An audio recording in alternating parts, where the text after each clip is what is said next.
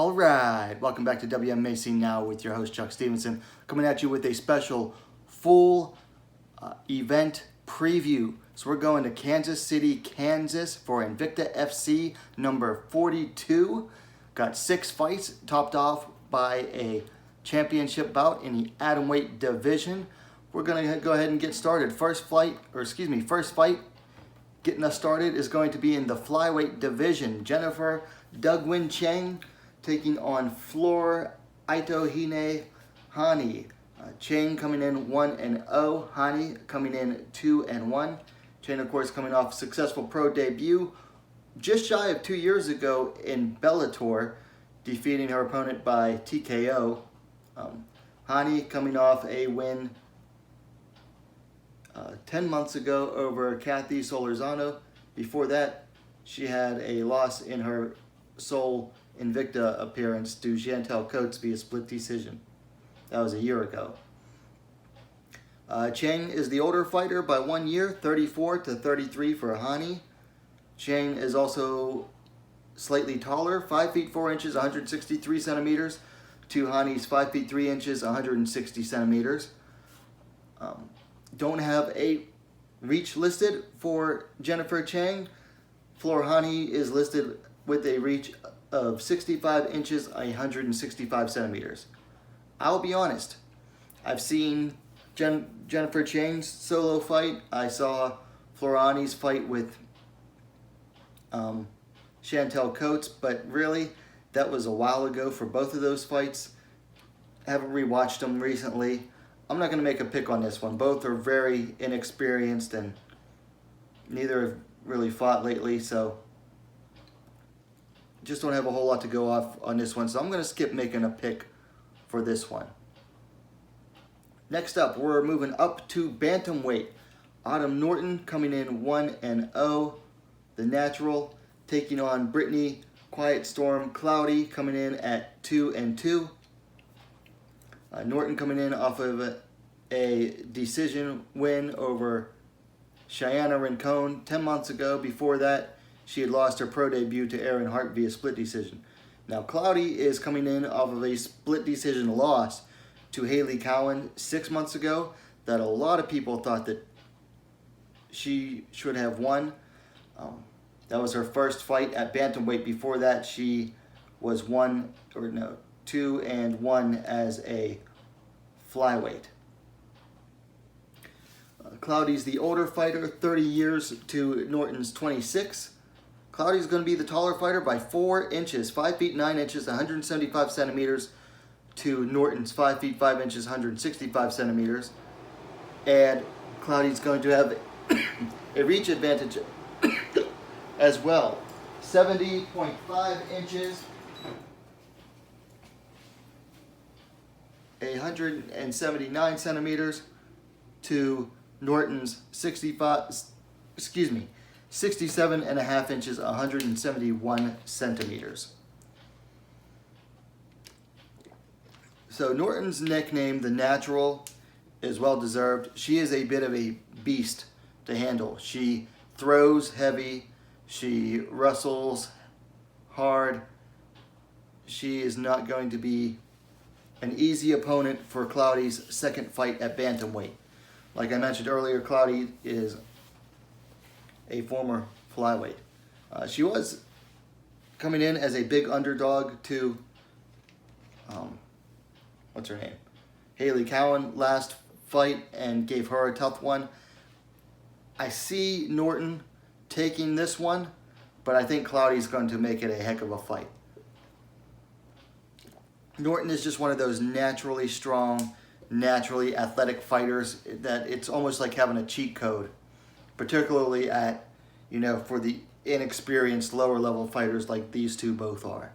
I'm going to go with Norton to win this one. Fight number 3, moving back down to flyweight. Victoria Fury Leonardo coming in 6-2, taking on Liz the Titan Tracy coming in 5-3. Both fighters, are coming in off of back-to-back losses. Leonardo coming in off of a TKO loss to Erin Blanchfield 7 months ago. Before that, she dropped a decision in the Phoenix series in an exhibition bout to Miranda Maverick. Tracy coming in off of a decision loss to Deanna Bennett in, I believe, that same tournament, Phoenix series. Before that, lost a full fight to Stephanie Geltmacher a year and 9 months ago. I don't have an age listed for Victoria Leonardo. Tracy is 32. Leonardo is the taller fighter, 5 feet 5 inches, 165 centimeters, to Tracy's 5 feet 2 inches, 157 centimeters. Leonardo is also going to have the reach advantage, 66 inches, 168 centimeters, to Tracy's 64 inches, 163 centimeters. I'm going with Victoria Leonardo on this one. She's had a little bit, she's been a little busier than Tracy has, even though that was a hard loss. I'm going by common opponents on this one, and you should never go by MMA math, but Tracy has that loss to Geltmacher, whereas Leonardo's last win was Geltmacher in a amazing fight. That fight was, if you haven't watched that, go get on Fight Pass and rewatch that fight. It is worth it. And overall, I just think that a lot of the opponents that Leonardo has beaten are maybe a little bit better than Tracy has beaten. Not really totally sure on this one, but we're going to go with Leonardo here.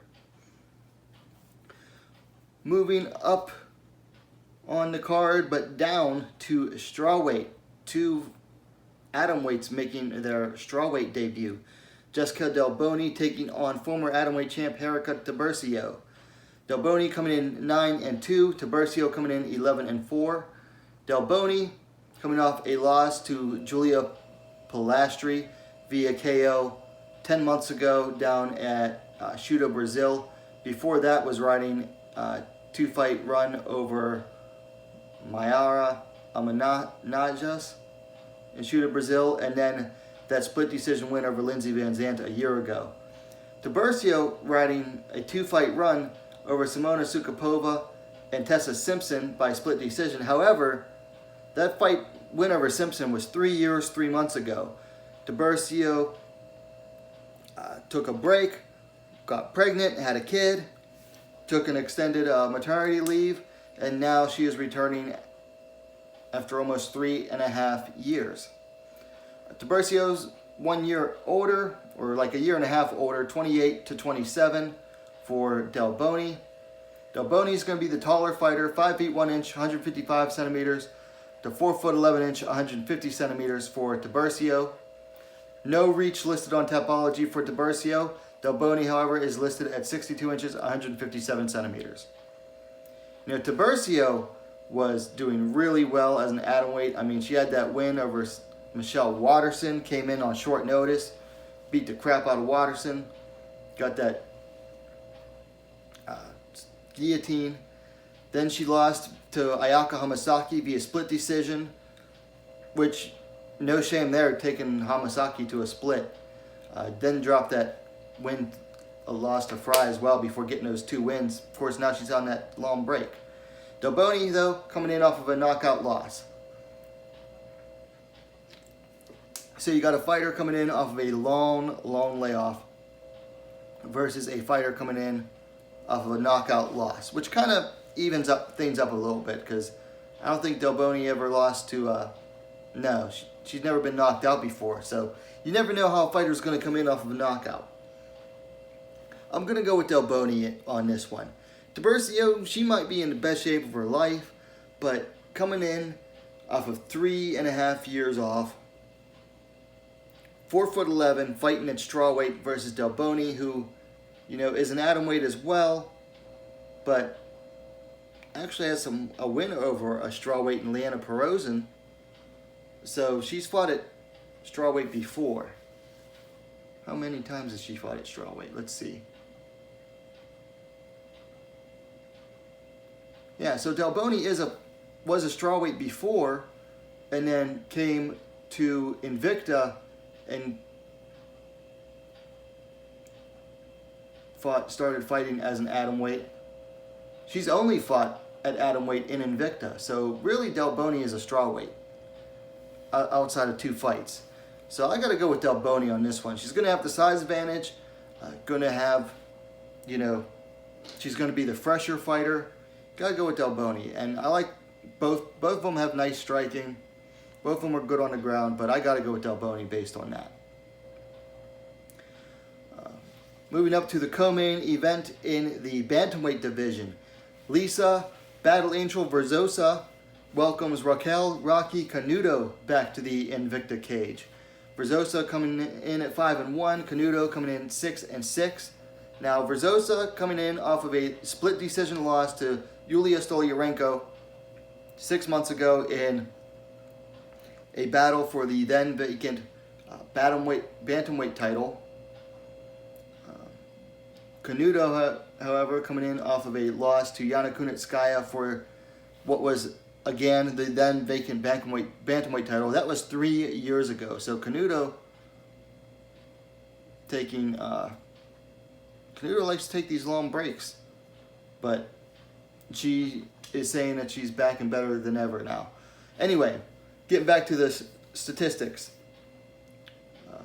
Canuto's the older fighter, 29 years. To Verzosa's 24. Canuto's going to be 1 inch taller, 5 feet 7 inches, 171 centimeters, to Verzosa's 5 feet 6 inches, 168 centimeters.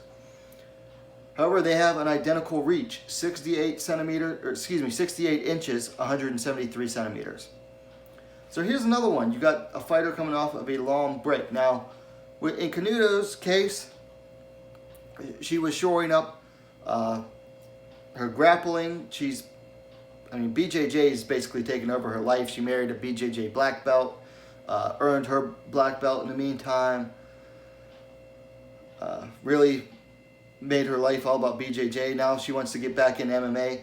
Verzosa, her last 5 fights have all been more recent than before Canuto fought. Verzosa actually made her pro debut in 2018, which was, after Canuto's last fight, which was in 2017.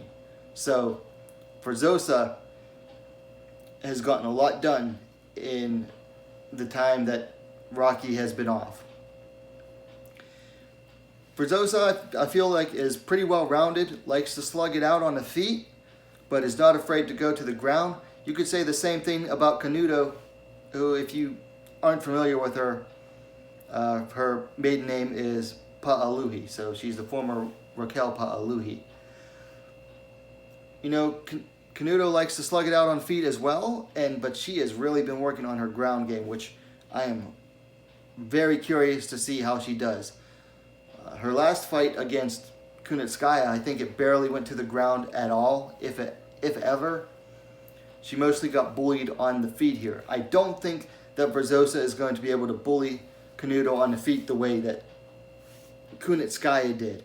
So I think this will be a little bit closer on the feet, but I really, really cannot wait to see how this fight looks if it gets to the ground. I'm hoping it does go to the ground here.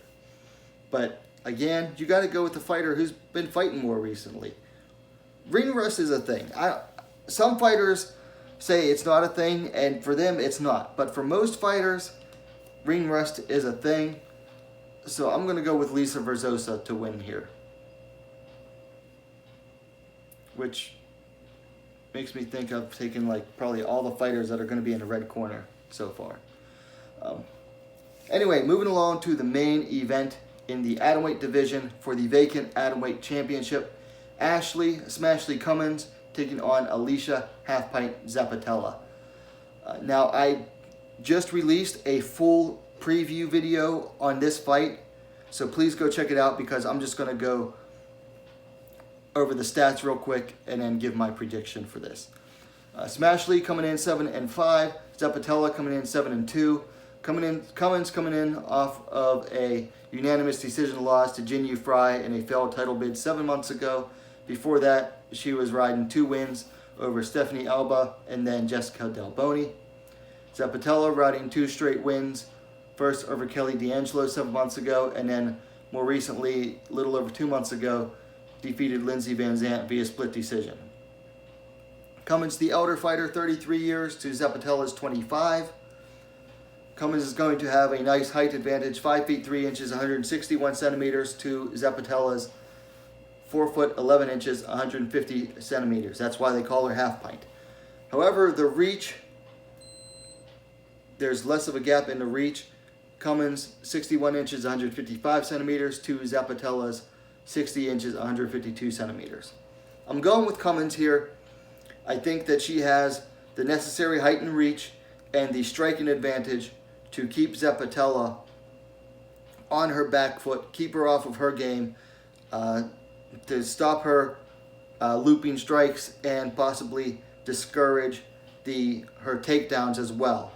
The more that Cummins keeps Zapatella on the back foot, the harder it'll be for her to shoot for her takedowns. So we're going with Ashley Cummins to win and come away the Invicta FC Atomweight champion.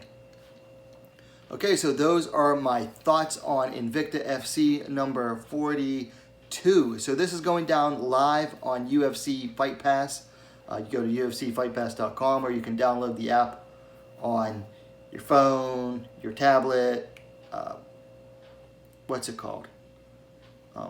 Smart TV, Roku, Apple TV, what have you. Go ahead and do that there. If you're unable to watch though, I will be live tweeting the results and talking about the fights on Twitter. You can follow me at NowWMMA. That's at NOWWMMA. So please go follow me there. Anyway, let me know your thoughts on the fights in the comments down below. Who are you picking to win these fights? If you liked the video, please give it a like and share it as well. Meanwhile, what are you waiting for? Subscribe to WMMA Scene Now, the most complete women's mixed martial arts dedicated platform on YouTube. Thanks for watching. We'll see you next time.